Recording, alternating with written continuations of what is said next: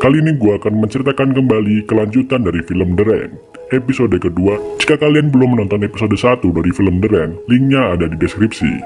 Gue saranin tonton video episode 1-nya dulu, biar tahu jalan ceritanya. Sebelumnya di episode 1, Simon dan adiknya disergap oleh sekelompok orang, dan di sini gue belum tahu siapa mereka dan apa tujuan mereka menyergap Simon dan adiknya. Episode 2 dimulai dengan scene 6 tahun sebelum dari penyergapan tersebut, di mana setelah kejadian hujan yang membawa virus mematikan, terlihat sekelompok tentara datang dan mulai menyelidiki kasus kematian yang diakibatkan virus tersebut. Di sini ada seorang tentara yang bernama Martin dan disuruh berjaga. Jika ada orang yang lewat, usirlah dia. Jika ia tidak mematuhinya, maka Martin boleh menembak orang tersebut. Dan film pun baru dimulai. Scene beralih lagi ke adegan penyergapan di bunker. Mereka lalu memojokkan Simon dan adiknya di sebuah ruangan dan mengunci mereka di sana. Ternyata mereka melihat Simon di kota dan mengikuti Simon sampai di bunker tersebut. Terlihat mereka sedang menggeledah bunker itu dan mencari sesuatu yang mereka butuhkan. Di sini Simon mencoba memohon kepada mereka agar dilepaskan, tapi usahanya sia-sia karena ruangan mereka kedap suara. Terlihat Markus yang kesal dan kecewa, impiannya untuk bisa keluar dari bunker itu pupus. Di sini Simon mencoba menenangkan Markus dan meyakinkannya mereka akan keluar. Simon berusaha memanggil salah satu dari mereka, di mana ada seseorang wanita di sana. Dikarenakan ruangan yang mengurung Simon kedap suara, wanita itu tidak bisa mendengar Simon yang berteriak meminta tolong. Simon lalu mengambil sebuah spidol dan menuliskan nama di kaca tersebut. Ternyata wanita itu bernama Beatrice. Simon lalu bertanya apa yang mereka cari. Ternyata Beatrice mengatakan bahwa mereka mencari sebuah makanan karena mereka sudah berhari-hari tidak makan. Di sini Martin yang menjadi pemimpin kelompok itu mengajak mereka semua pergi, dan Martin ingin agar Simon dan adiknya ditinggal karena hanya menjadi beban aja. Terlihat Beatrice yang ingin menolong Simon. Lalu Beatrice berkata kepada Martin, "Sejak kapan kita membunuh orang yang tak berdosa?" Martin merenung sejenak dan meninggalkan Simon dan adiknya. Di sini Simon langsung mengambil tablet pengontrol dan mematikan listrik di bunker tersebut. Dan Martin kembali lagi kepada Simon dan adiknya. Lalu Simon menyalakan kembali lampu di bunker itu dan menulis di kaca ada sebuah bunker lain yang memiliki banyak makanan, yang letaknya tak jauh dari sana. Dan peta bunker itu ada di sebuah tablet ayah Simon. Dengan cepat Simon membanting tablet tersebut dan mengatakan bahwa hanya dia yang tahu bunker itu. Terlihat temannya memanggil Martin karena temannya yang bernama Lea pingsan karena sudah lama tidak makan. Dengan terpaksa Martin membebaskan Simon dan adiknya agar menunjukkan bunker makanan yang Simon tahu. Scene beralih lagi di masa lalu Martin, di mana ia sedang berjaga melihat seorang wanita berjalan ke arah pos tentara.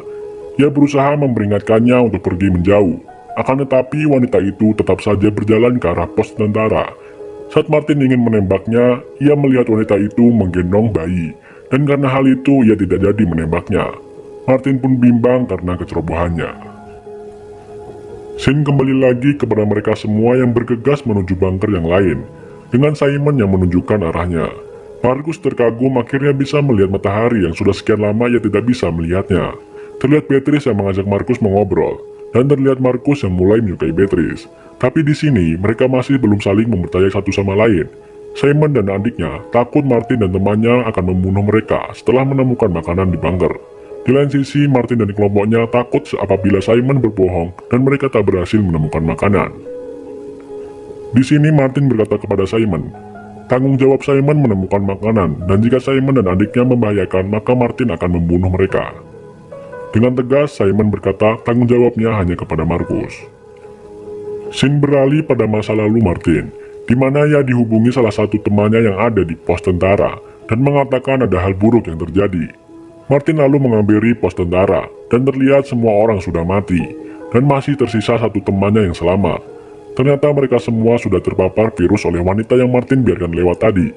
Ternyata temannya menyelamatkan bayi si wanita dan terlihat temannya langsung sakit dan mati. Di sini Martin merasa bersalah dan kabur dari sana.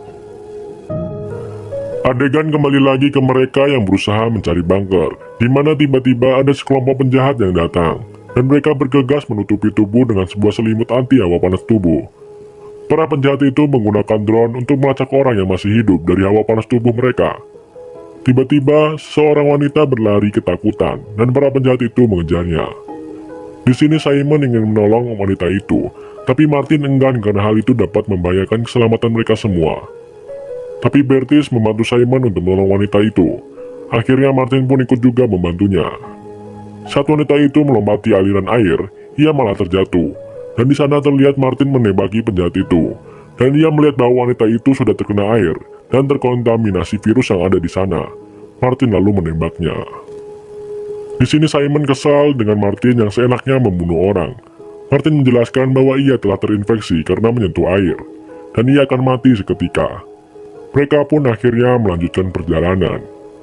Martin menyuruh mereka agar menggunakan sepatu bot dari penjahat atau menutupi kaki mereka dengan plastik agar mereka tidak kena air, yang kemungkinan tidak sengaja terinjak nantinya. Lalu mereka mencari tempat meneduh sementara, dikarenakan hujan akan turun sebentar lagi. Mereka masuk ke sebuah rumah dan meneduh di sana. Di sini mereka mulai menggeledah tempat itu dan mencari barang yang diperlukan. Dan di sini Jane mencarikan sepatu bot untuk Markus. Lalu Jane memberikan sepasang sepatu bot anti air yang didapatkannya dari mayat yang mati di rumah itu kepada Markus agar ia memakainya.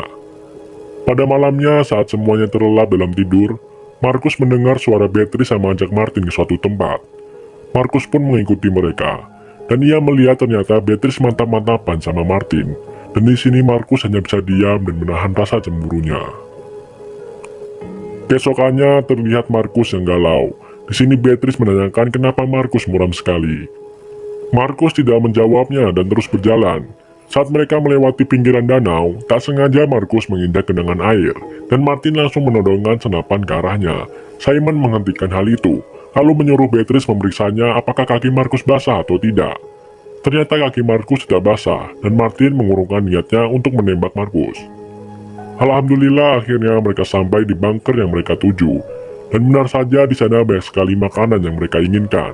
Dan di sini Simon melihat HP ayahnya yang tertinggal. Lalu Simon dan adiknya mencoba mengetahui keberadaan ayahnya. Dan terlihat bos ayahnya yang meninggalkan sebuah video dan mengatakan, "Turut berduka atas anak-anakmu."